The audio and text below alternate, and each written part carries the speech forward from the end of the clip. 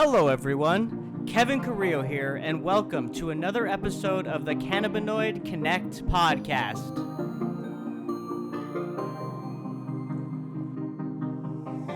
My guest today is Austin Stevenson, Chief Innovation Officer at Vertosa.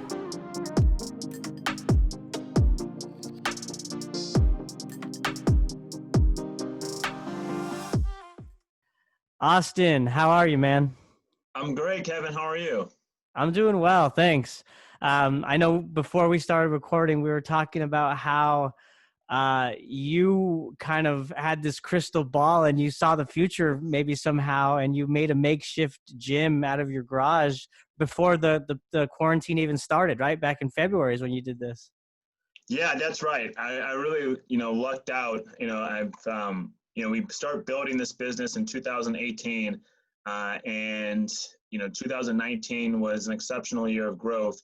But as a venture company, 2020 was, really focused on exponential growth. And so, as an entrepreneur building a company in the cannabis space, time is our most valued asset.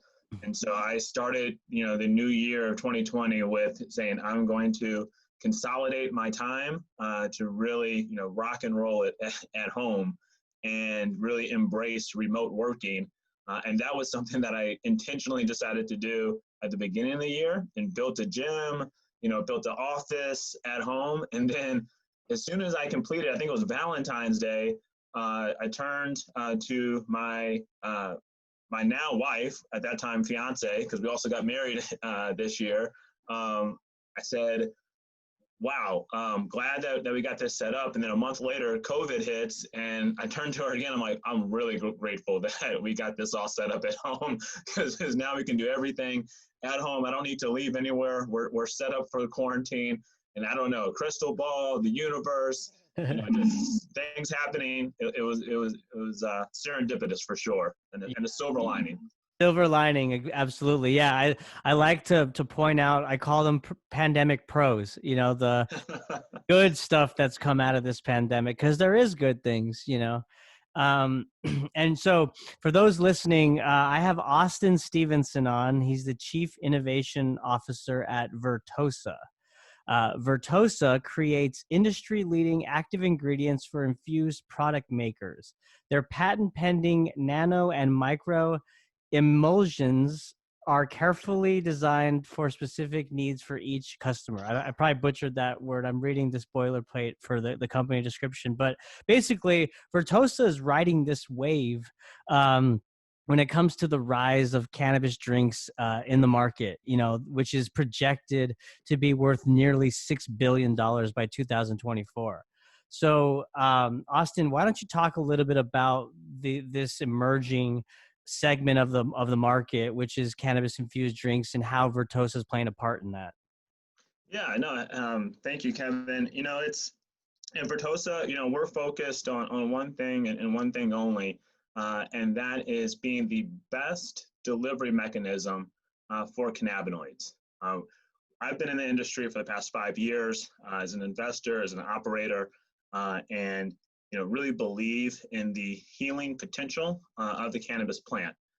But we've been in a position where we haven't been able to fully utilize all of the cannabinoids in a familiar or approachable form factor.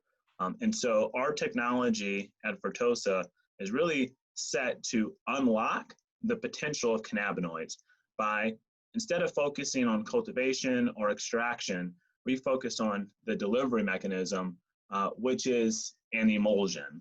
And so an emulsion is just a dispersed homogeneous mixture of two or more liquids that are, naturally non-mixable. So in this case, oil and water.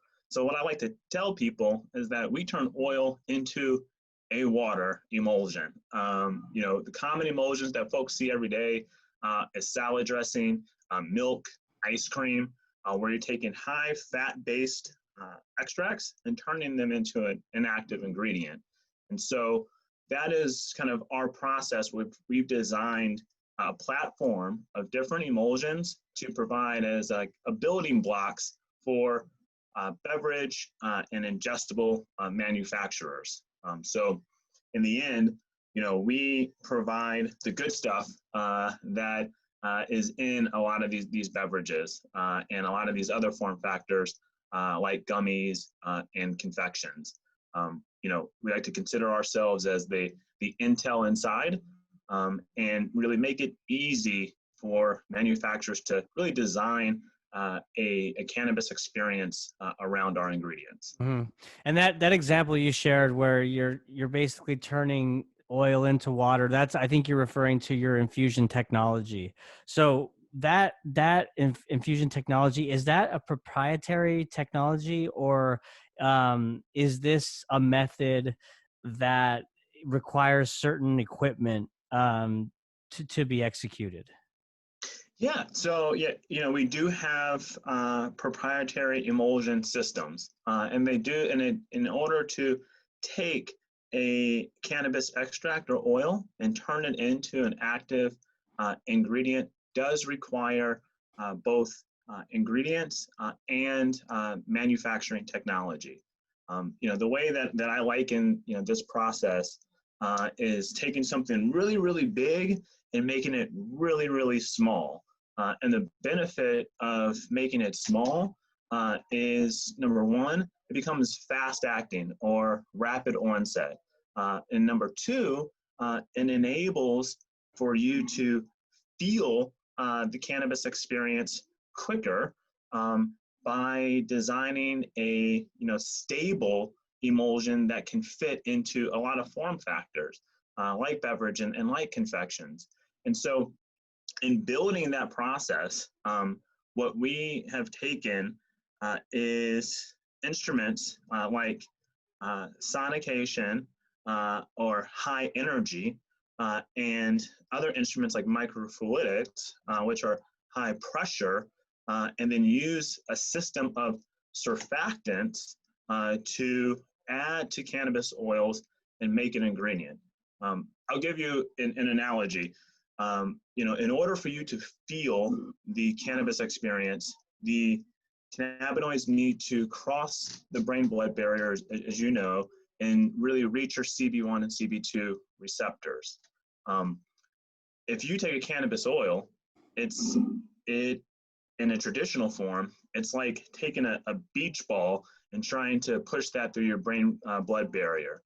So liken the brain-blood barrier to a chain link fence, right? You take a traditional cannabis oil and just taking a beach ball and trying to push it through that chain link fence. It's going to bounce back. It's not going to go through.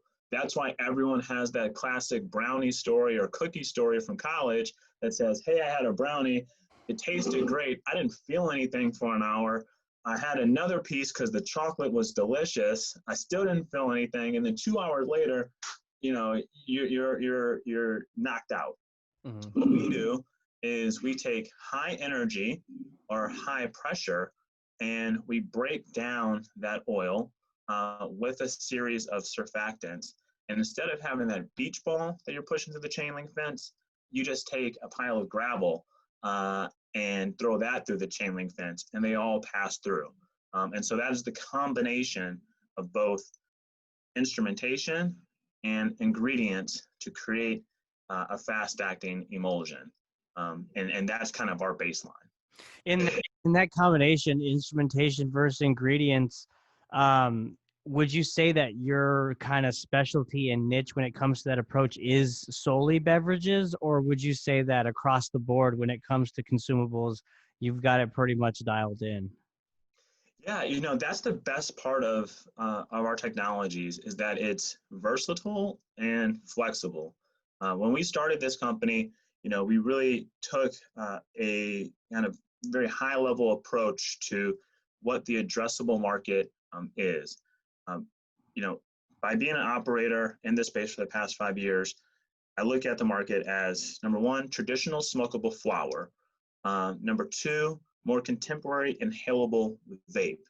And number three, everything else. And where we focus is that everything else, the more approachable, safer alternatives to consuming cannabis.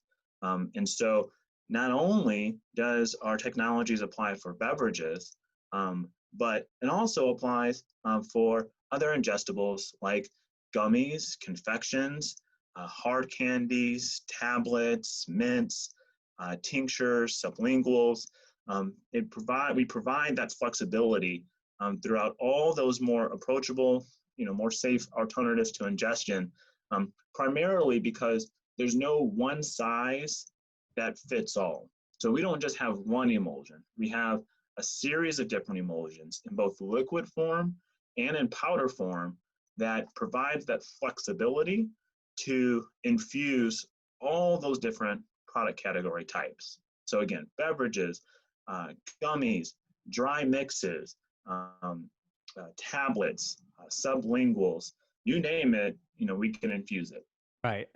No, and so, I was really impressed when I looked at the roster for your beverage partners, right? And I mean, I'm quickly realizing how big this emerging sector of the market is when it comes to cannabis infused beverages. I mean, we all know Constellation being one of the first to kind of jump in. But now, I mean, with your roster, y'all have Pabst Blue Ribbon, Vita Coco, Laguntas. I mean, the list goes on. So why don't you talk a little bit about those? I guess it would be partnerships, and what are y'all doing together? Yeah, so I think cannabis infused beverage has kind of gone through a very interesting evolution. A few years ago, the technology wasn't there to create an enjoyable, consistent experience in an infused beverage. We had a lot of challenges in getting oil into water form factors. That's why we exist. I spent my time before Vertosa at a third-party analytical chemistry laboratory testing tens of thousands of different infused products. And I saw the good, the bad, and the ugly.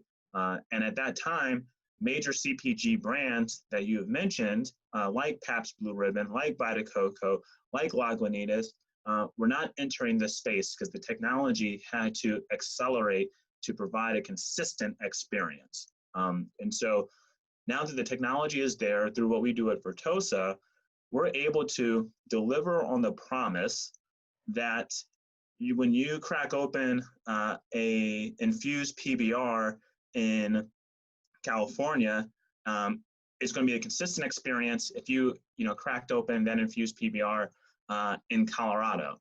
And so it's ultimately designing a consistent, reliable, and metered beverage experience for these traditional CPG partners of ours. And so to stop you there, so when you talked about the initial adoption and so you're saying the primary barrier at the time was that the technology was not in place to effectively put the cannabis into the beverage due to what you've talked about earlier, turning the oil into water and so on.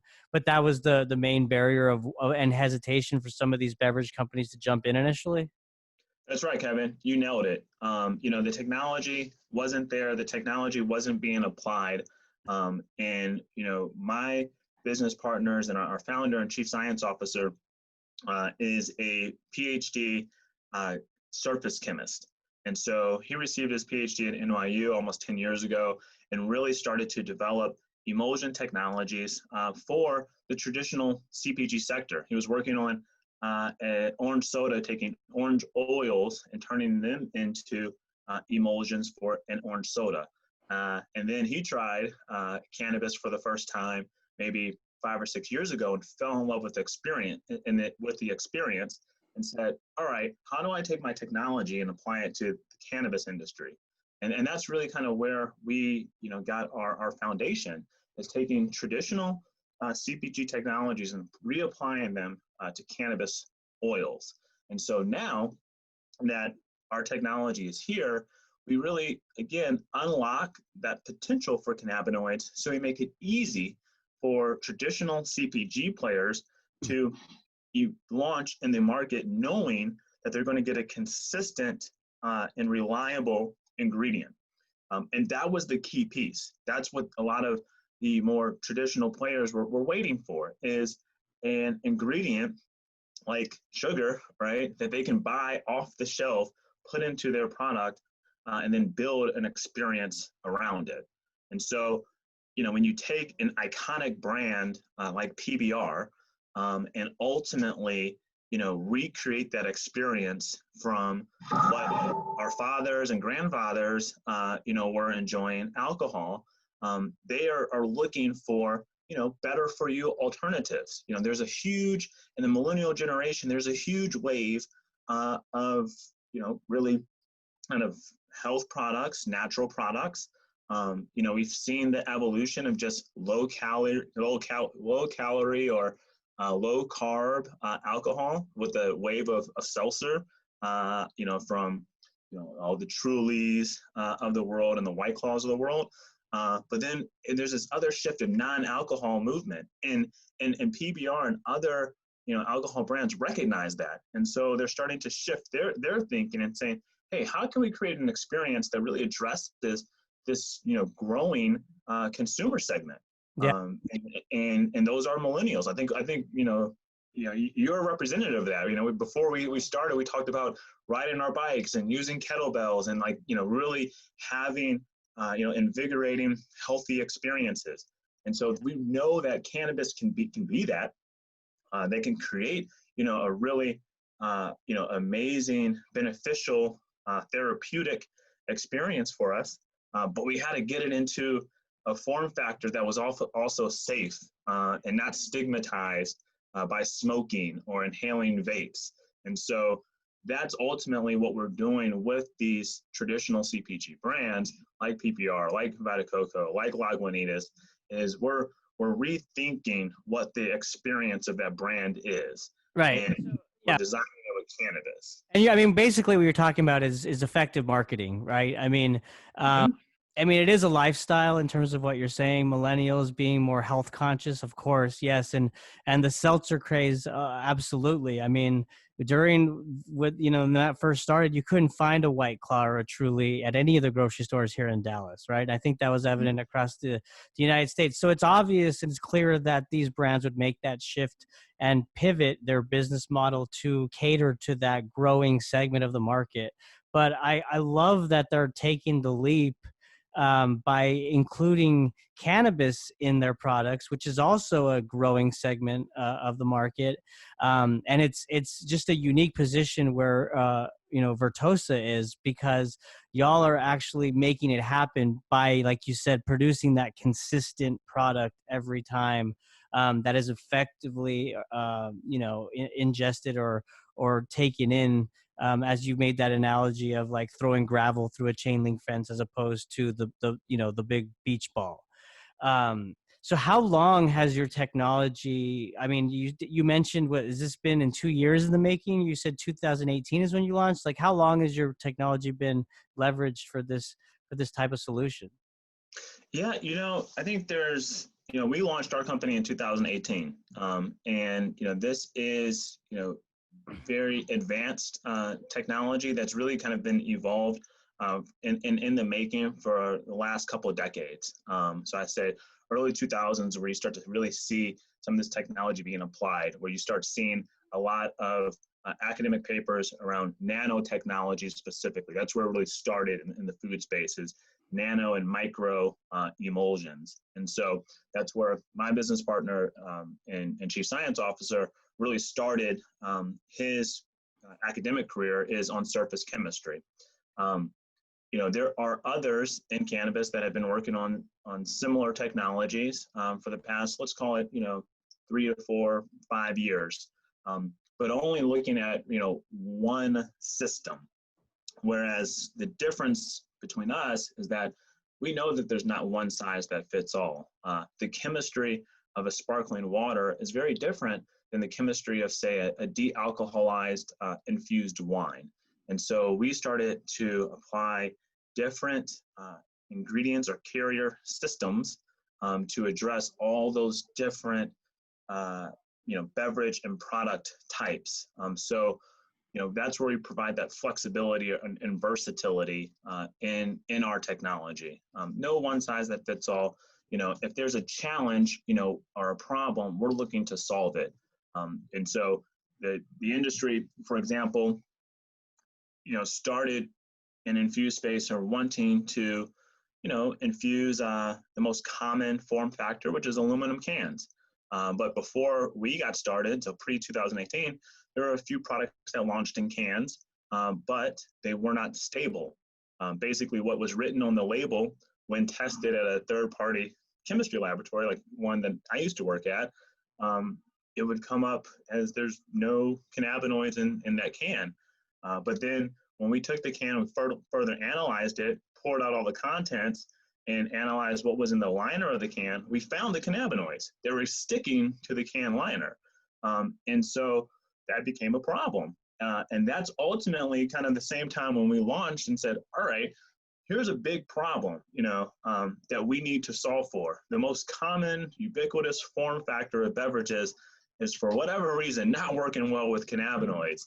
So we need to, really take a myopic approach to this problem and start to work towards solutions. And then that's where we ultimately developed the proprietary emulsion system for can liners. And so it is that technology that's really unlocked the full potential for these traditional CPG brands to create a product, because we said, look, we understand the problem. We understand that consistency and potency, stability is incredibly important. So we have an emulsion system that is designed specifically for aluminum cans. And unlocking that is ultimately what gave brands like PBR the confidence to infuse with us. Because when you have a 175-year-old brand like Pabst Blue Ribbon, there's a lot of brand equity at stake. Right. And so they want to make sure that whether the consumer, cracks open a PBR on day one, right, or day 60 or day 101, it's going to be the same experience each and every time. Yeah. And that's the technology aspect that we apply. That is such an interesting hurdle that y'all overcame. I mean, you're having to test to see if these cannabinoids are even in the product, right? And then with further analysis, you've come to find out that the cannabinoids are actually sticking to the side of the actual aluminum can itself. So it was just gravitating toward that and not staying in the liquid. Mm-hmm. So then you created this emulsion delivery mechanism, proprietary emulsion delivery mechanism, where you've addressed that issue, so it's not sticking to the can anymore. So that had to have been revolutionary for like the entire industry, right? And I think you mentioned CBG. So is that only specific to the CBG cannabinoid, or is that for all cannabinoids? Oh, no. So that's for all cannabinoids. And I may have just misspoke. I guess the biggest beneficiary to us in working with us is that we're agnostic to the different inputs. In the cannabis space, Kevin, as I'm sure you've seen, there's a lot of companies out there that are vertically integrated. They are cultivating, they're extracting, they're manufacturing, distributing, and selling at retail, which is great for those that are positioned to do so. But we built this company of being very horizontal and focused on one aspect and one aspect only, and that's the delivery system, unlocking that potential of cannabinoids, making them more accessible, more bioavailable. And so we're agnostic to all the inputs that we use. So someone can come to us to design an experience, and they'll say, we want to use a highly refined THC distillate. We say, great. What type of form factor is it going into? They say a can. Okay, cool. We'll use our can emulsion system and we'll use that distillate. But another person may come to us and say, hey, we want to create something even more unique that really exemplifies the full botanical array of the plant. We want to use live resin. We say, great. We can use live resin. We'll take that extract, use the same emulsion system if it's going into a can, and then design that experience with live resin instead of distillate. And the same for isolates, if that's of interest to people. The same for different, cannabinoids, whether you want to start mixing cannabinoids and creating unique ratios like a 10-to-1 THC to CBD, or, design something for sleep like our partners at Kaizen Beverages have done with one of their shot products called Lemon Dream, where they've taken CBN and then included other functionals like valerian root and chamomile extract to really design a better sleep experience, all again using our emulsion system. Mhm. No, that's great. Yeah, I mean, um, it's a different perspective when I hear you say that you're not focused on becoming vertically integrated, and it makes sense because you have such a hyper focus, um, and you have such great technology to do that, right? But I've talked to other guests that seem to be doing things similarly, not addressing issues like the can and creating that proprietary emulsion delivery mechanism where you address that, which is fascinating. But what other ways do you differentiate when it comes to competitors? Yeah, so I think the biggest differentiator between us, as I mentioned a couple of times, Kevin, is that there's no one size that fits all. And, there's a lot of folks that are vertically integrated, and or, focused on maybe just one sort of technology to create an emulsion or, a rapid onset ingredient. Um, I think that what differentiates us more than anything else is our people and our process. And so, up front, we take a very white glove, hands-on, full service approach to ensuring we're optimizing the emulsion system for whatever type of product that we're infusing. So at the start of our engagement, we really like to understand what are all of your ingredients? What is your packaging? Because the ingredients, the packaging, and then the manufacturing technique all play a role in ensuring consistent, stable, and reliable finished products. And so we take all those variables like the ingredients, like the packaging, like the manufacturing technique, and we analyze it. So we have a team of PhDs that starts with the base and then brings it to our lab, and we analyze that, and then we provide those insights and data to the client so that they can make the most informed decision on what's going to work best for them. Do they want something that's clear? Do they want something that's clean label? Do they want something that has a very unique and specific cannabinoid profile and ratio? We help them through that journey from start to finish. And I think it's that really hands-on approach, that very scientific approach to analysis to help optimize the experience is what really ultimately differentiates us from anyone else that someone could work with. That makes sense. Yeah, thank you for sharing that. I want to switch gears and talk about something that I know you're passionate about, and that's some of the restorative justice initiatives, social justice initiatives that I think that you've spearheaded along with Vertosa. So, do you want to talk about some of those initiatives? Absolutely. I think it's critical. People are listening to this podcast, they can't see me, but I am one of the very few privileged Black males in this industry that has not had to face some of the injustice that many other people that look like me have had. And so, what really kind of drives me to starting the cannabis industry is I think there's a really unique intersection between product innovation and public policy. For years, consumers have really been limited to traditional forms of cannabis. And many people that look like me have been incarcerated for traditional forms of cannabis. And it's forced people to hide, to be stigmatized. And now we have a whole new world where everything is legalized. For the most part, it's recreational, and people are making a lot of money off of this beautiful plant, which is great. But with that opportunity also comes responsibility. And so I felt personally that it was my responsibility to lead by example and to help build people up and bring others, with me and with us at Vertosa on this journey.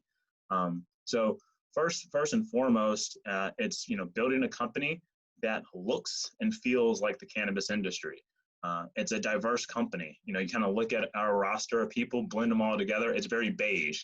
You have every person, color, creed, and kind involved.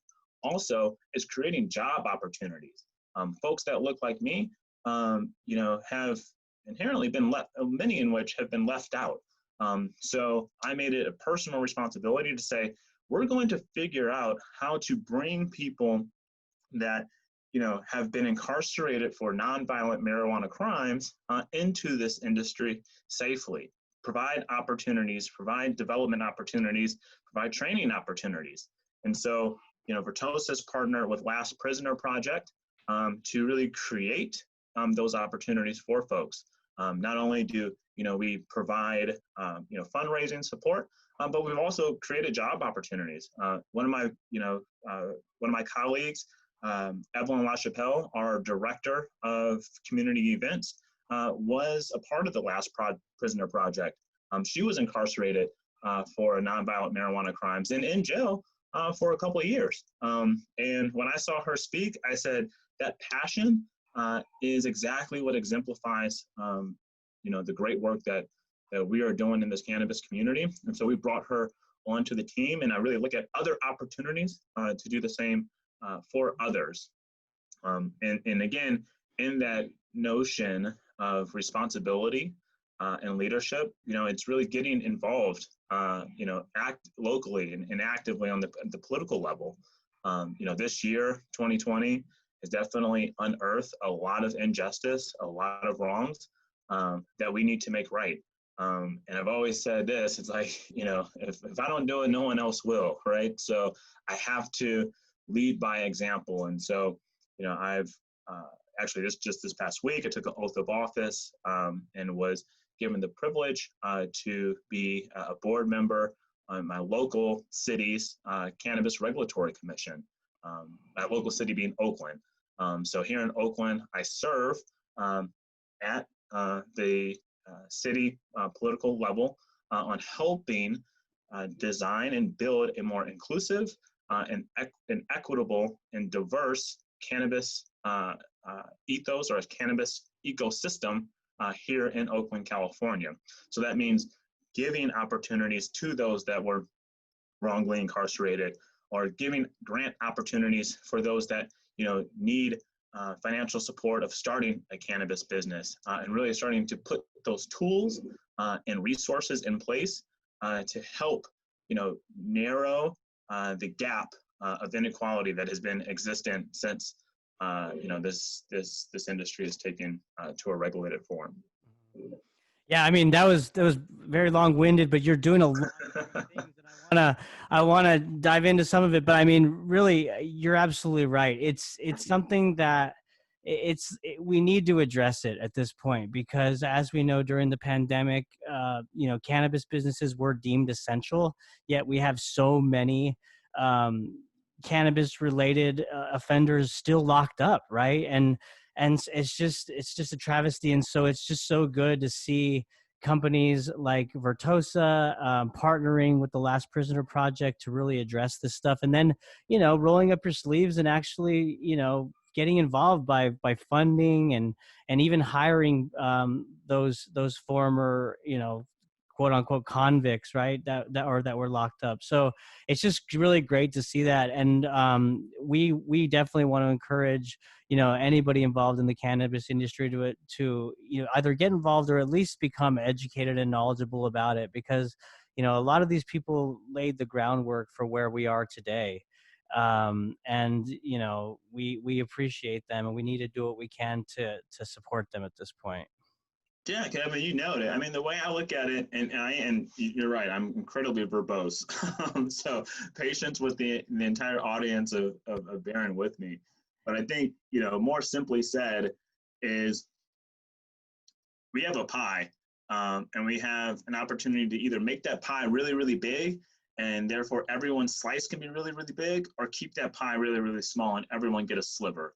And the way that we look at it, by being a horizontal company that's focused on one thing and one thing only, is just creating more access and opportunity to make a huge pie, as I really believe everyone can get a big piece. I mean, we still have a very fractured, regulated cannabis market. Some states are recreational, some are medical.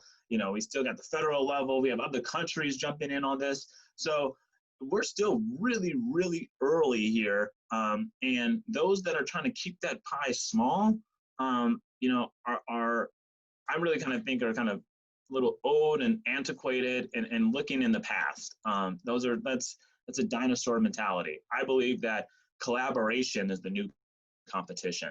And so the more you're able to collaborate with others, the bigger you can grow this pie, the bigger and more opportunities you can create for all people, of every background, color, creed, kind. And that's all we're trying to do is just grow this thing, make it a bigger market so everyone can get a bigger piece. Yeah, no, that's well said, man. And that's really what we try to do on this podcast is to have, experts from different disciplines and backgrounds, such as yourself and others, just kind of sharing their insights and their perspectives on the industry. And so, I've really appreciated, your time today, Austin. One question I want to ask before we go is, like you said, we're at the beginning of this exciting industry that's about to explode in so many different ways, right? So what is your kind of future outlook for the cannabis industry, say, post, 2021? Yeah, I think, Kevin, I appreciate, you providing your platform to myself and others to really help normalize and destigmatize the cannabis plant. As I look towards the future, it's really around designing experiences. Where we've seen in Cannabis 1.0 and 2.0 is really a lot of education around what cannabis is, what THC is, what CBD is. But for those in the industry and those that are aficionados of cannabis in itself, this plant has been around for tens of thousands of years.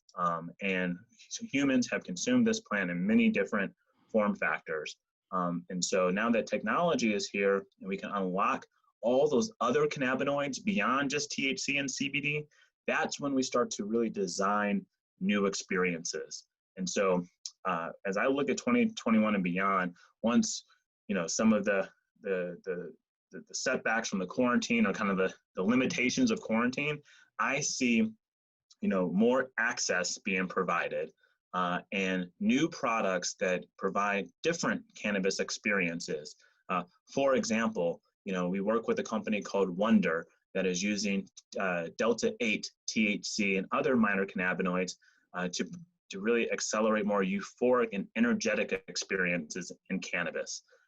So I imagine a day where we have, a cannabis consumption lounge that may be drinks and ingestibles only, no smoking, and everyone is, sitting around just like in a bar setting, drinking Delta 8 THC with Wonder, and then asking for a Delta 9 THC with PBR, and then going to the draft and getting a CBD drink from Vita Coco.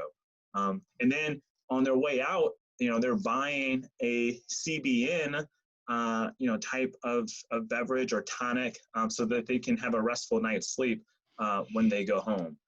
And so that's kind of the future where I see cannabis going, is starting to design, very mood specific experiences by, utilizing all cannabinoids and starting to design different ratios for some of those different effects, pain, sleep, stress, energy, and then providing that access and awareness around it in the form of consumption lounges, delivery services, and then more educational platforms that are just informing on the how and why, this product works. Mm-hmm. Yeah. I mean, the future of personalized medicine. I mean, that's really cannabis is going to be at the forefront of that. And so everything that you explained the future looks bright. We just need to stay the course and continue to educate and inform the public regarding all the benefits of this plant. Cause like you've highlighted today, they're enormous, So Austin, I want to just thank you again, man, so much for coming on, sharing your insights. I'm sure that the audience got a lot out of it today. So thanks again, man. Yeah, Kevin, thank you. Thank you to the audience. If any questions, ideas ever, come out, please feel free to reach out to myself at vertosa.com. I'm available via LinkedIn, social media. We're really here just to help and provide our service to the industry. So the future is bright. We have a lot of opportunity to collect together, and it really takes a village to make it all happen. So I appreciate you for making us a part of your community and village, and welcome any and all others to follow. Of course, of course. Yeah, we want to support, all the players in the industry, the good actors, at least. So you guys just keep up the great work, and we'll continue to follow and see how you're innovating in the future. Thanks, brother. I appreciate it. Yes, and thank you all for listening. Bye.